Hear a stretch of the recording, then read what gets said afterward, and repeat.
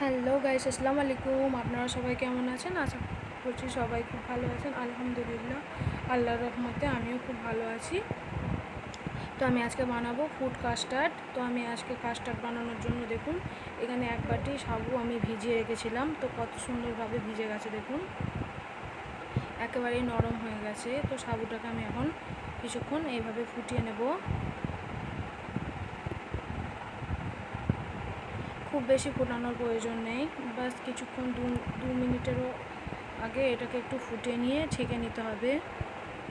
তো ফুলে এগুলোকে ডবল হয়ে গেছে।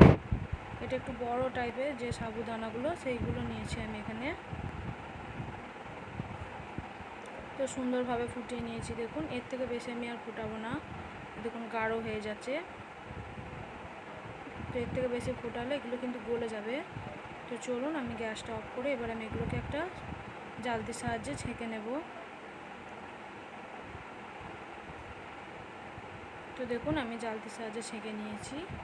তো দেখুন একটা সাবু কিন্তু গলে যায়নি, পানিটা ভালোভাবে ঝরিয়ে নিতে হবে। তো পানিটা ভালোভাবে ঝরিয়ে নিচ্ছি। তো আমি এখানে একটা ফ্রাই প্যান বসিয়ে দিচ্ছি। তো আমি এখানে 500 গ্রাম মতো দুধ নিয়ে নিয়েছি। তো দুধটাকে আমি ঢেলে দিচ্ছি একটা ফ্রাই প্যানের মধ্যে।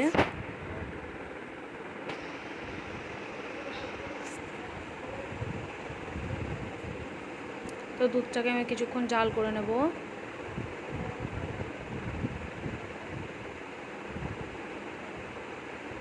তো অপেক্ষা করব বলক আসার জন্য।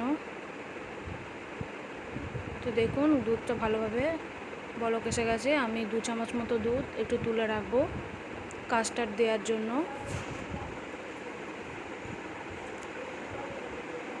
তো খুব ভালোভাবে জাল করে নিচ্ছি দেখুন। তো এটা বাচ্চারা খেতে খুবই পছন্দ করে। তো আমি এখানে 2 চামচ মতো আমল দুধ বা গুঁড়া দুধ আমি এখানে দিয়ে দিচ্ছি গাঢ় হওয়ার জন্য। আর এই বাটি দিয়ে দেবো 2 বাটি মতো চিনি। তো আপনারা মিষ্টিটা যেরকম খেতে পছন্দ করেন সেরকম হিসেবে দিয়ে দেবেন। তো আমি এখানে 2 বাটি মতো দিয়ে দিলাম। দিয়ে দুধটা ভালোভাবে আমি জাল করে নেব। এটা বড় থেকে ছোট সবাই কিন্তু পছন্দ করবে। এটা আপনারা রোজার মাসেও বানাতে পারেন বা এরকম গরমের দিনে এরকম একটা দুধ কাস্টার্ড বানালে খেতে কিন্তু খুবই ভালো লাগবে। মন প্রাণ দুটোই জুড়িয়ে যাবে, এতটাই টেস্টি আর এতটাই সুন্দর লাগে বাইরে থেকে আসলে এই কাস্টার্ডটা। তো দুধটা দেখুন খুব ভালোভাবে আমি ফুটিয়ে নিচ্ছি, চিনিগুলো ভালোভাবে একদম গলিয়ে নিতে হবে।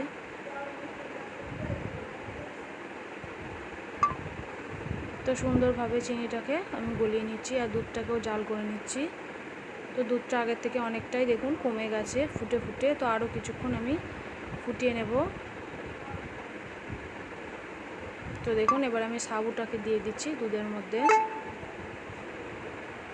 অল্প অল্প করে পুরো সাবুটাই আমি দিয়ে দেবো এখানে।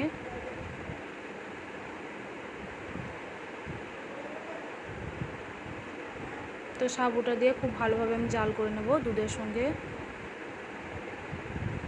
তো কত সুন্দর দেখুন সাবুগুলো কিন্তু এতটুকু গলে যায়নি। তো খুবই সুন্দর লাগছে দেখুন, পুরো একদম বল বল মতো হয়ে আছে।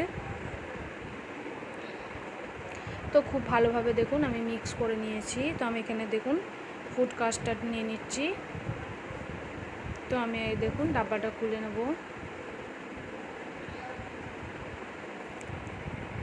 তো আজকে এটা আমি প্রথম ইউজ করছি। তো খুবই সুন্দর।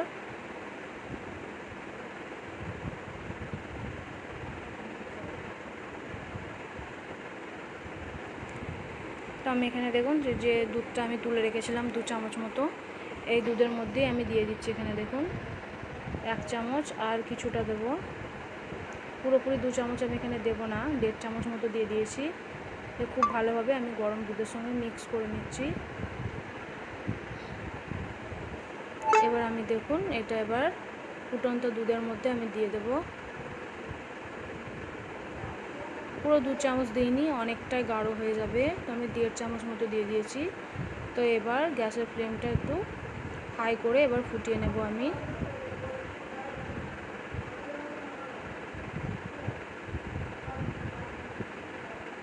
তো দেখুন ভালোভাবে ফুটিয়ে নিচ্ছি, তো কতটা গাঢ় হয়ে গেছে দেখেই বুঝতে পারছেন।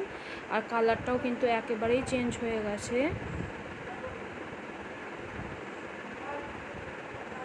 তো সুন্দরভাবে আমি দেখুন ফুটিয়ে নিচ্ছি। তো এটা যতটা ফুটাচ্ছি ততটা কিন্তু গাঢ় হয়ে যাচ্ছে।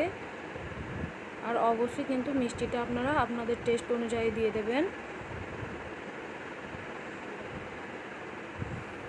যেহেতু আমি অনেকটা পরিমাণেরই বানাচ্ছি তাই চিনির পরিমাণটা আমি একটু বেশি দিয়েছি। তো দেখুন অনেকটা গাঢ় হয়ে গেছে। তো এবার আমি গ্যাসের ফ্লেমটাকে একেবারেই বন্ধ করে দেব, দিয়ে কিছুক্ষণ এইভাবে নাড়াচাড়া করে ঠান্ডা করে নেব আমি। তো ঠান্ডা হয়ে গেছে। এবার আমি একটা এরকম স্টিলের পাত্র নিয়ে নিয়েছি। তো এবার আমি অল্প অল্প করে পুরো দিয়ে দেবো এখানে দুধের মিশ্রণটা। তো কতটা গাঢ় হয়ে গেছে দেখেই বুঝতে পারছেন। এটা যত ঠান্ডা হবে তত কিন্তু গাঢ় হয়ে যাবে। তো দেখুন আমি একটা স্টিলের পাত্র নিয়েছি, সেইখানে আমি এবার দিয়ে দেব। এবার খুব ভালোভাবে ঠান্ডা করে এটাকে আমি ফ্রিজে রাখবো 2 ঘন্টার মতো। 2 থেকে 3 ঘন্টা আমি ফ্রিজে রেখে দেবো।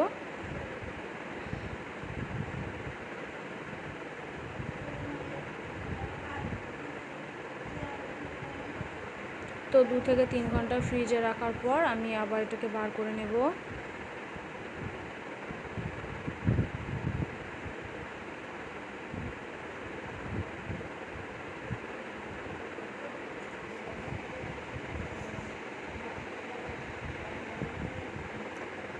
তো আপনারা যেরকম পরিমাণে ঠান্ডা খেতে পছন্দ করেন সেরকম হিসেবে আপনারা এটা ফ্রিজে রাখতে পারেন। তো আমি একটু বেশিই ঠান্ডা করে নিয়েছিলাম। 2 থেকে 3 ঘন্টা একটু ঠান্ডা করে নিলে খেতে বেশি সুন্দর লাগে।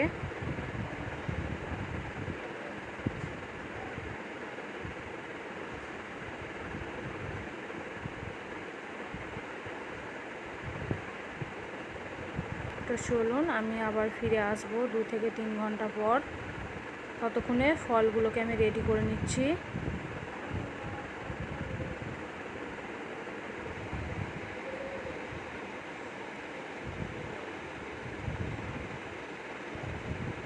তো ততক্ষণ ফলগুলো আপনাদের ফ্রিজে মানে যা যা ফল থাকবে সেগুলোকে আপনারা মানে আপনার হাতের কাছে যে ফলগুলো থাকবে সেগুলো দিয়ে আপনারা রেডি করে নিতে পারেন। তো আমার কাছে যে ফলগুলো ছিল সেগুলো দিয়ে আমি রেডি মানে কেটে রেখে দিয়েছি, ছোট ছোট করে টুকরো করে নিয়েছি। তো দেখুন আমি ফিরে আসছি 3 ঘন্টা পর। তো সুন্দরভাবে একটা দেখুন ক্রিম টাইপের হয়ে গেছে। কতটা সুন্দর হয়েছে দেখেই বুঝতে পারছেন। তো পুরো আমি কাস্টার্ডটা এখানে তুলে নিচ্ছি।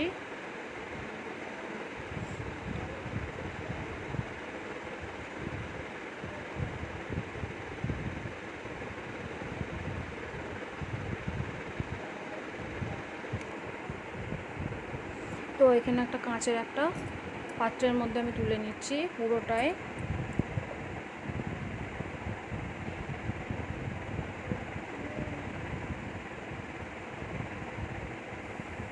তো চলুন ফলগুলো যে ফলগুলো আমি রেডি করে নিয়েছি সেগুলো আপনাদের সাথে শেয়ার করি।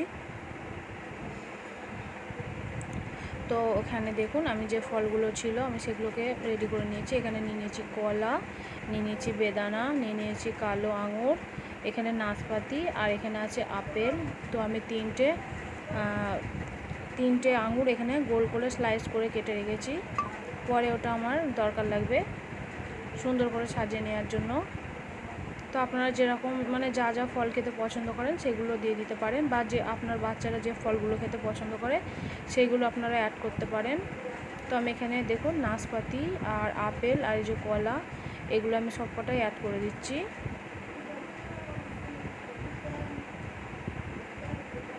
তারপর দিয়ে দেবো এখানে যে কালো আঙুরগুলো। তো আমার বাচ্চা এই আঙুরগুলো খেতে খুবই পছন্দ করে। বাচ্চা না, আমাদের বাড়ির সবাই খেতে পছন্দ করে যে ফলগুলো, সেই ফলগুলি আমি অ্যাড করার চেষ্টা করেছি। তো দেখুন সুন্দরভাবে আমি একটু মিক্স করে নেব ফ্রুটগুলো দিয়ে।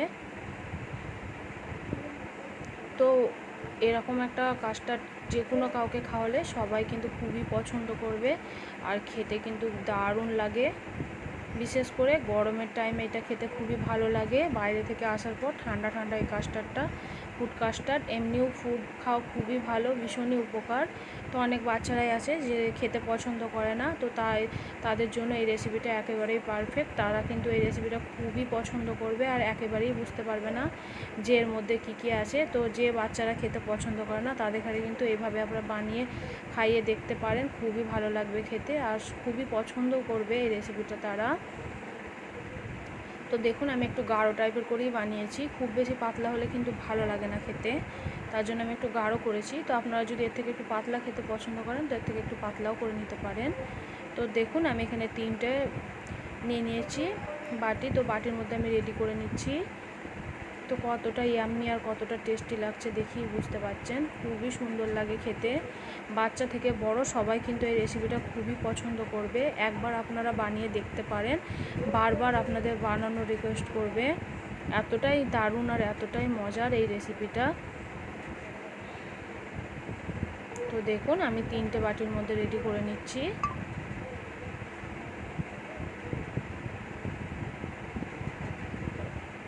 তো এই রেসিপিটা অজানা হয়ে থাকলে অবশ্যই একবার বানিয়ে দেখতে পারুন, খুবই মজার আর খুবই টেস্টি আর দারুণ ইয়ামি, খুবই সুন্দর লাগবে খেতে। বাড়িতে মেহমান আসলেও তাদের ঘরে এই রেসিপিটা একবার ট্রাই করে দেখতে পারেন, খুবই সুন্দর লাগবে খেতে। তো দেখুন আমি পুরোটাই এখানে 3টে বাটিতে শেয়ার করে দিয়েছি। তো চলুন ওপর থেকে একটু সুন্দর করে সাজিয়ে নেব আমি এবার। তো আমি ওপর থেকে একটু কিছুটা দিয়ে দিচ্ছি বেদানার টুকরো, দেখতে কতটা সুন্দর লাগছে দেখুন।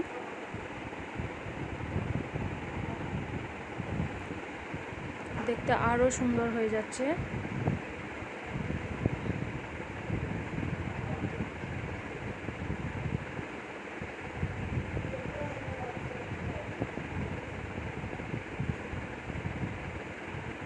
তো কতটা সুন্দর আর কতটা মজার দেখুন। বাচ্চা থেকে বড় সবাই কিন্তু খুবই পছন্দ করবে। তো স্লাইস করে কেটে রাখা আঙুর আমি এইভাবে দিয়ে দিচ্ছি দেখুন।